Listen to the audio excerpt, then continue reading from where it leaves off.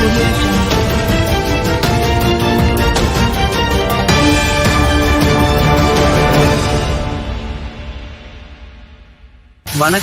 தமிழ்நாடு 360 செய்திகள்.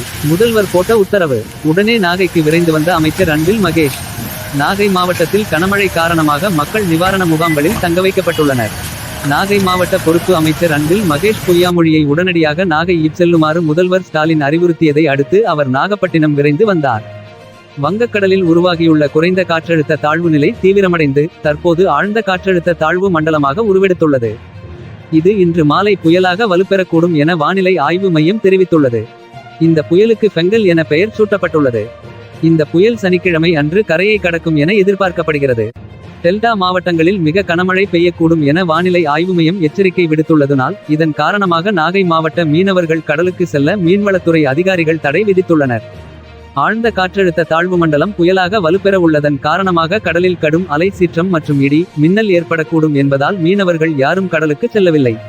கனமழை எச்சரிக்கை காரணமாக நாகை மாவட்ட மீனவர்கள் 8வது நாளாக கடலுக்கு மீன் பிடிக்க செல்லவில்லை.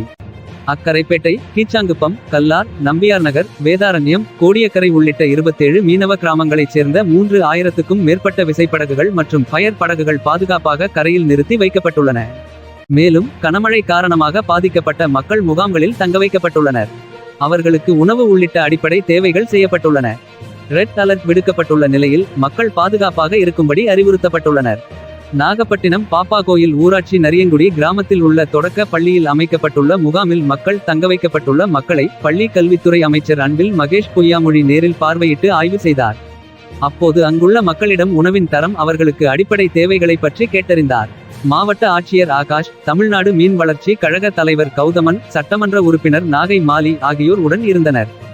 தமிழ்நாடு 360 செய்திக்காக நாகையிலிருந்து செய்தியாளர் மாரிதாஸ்.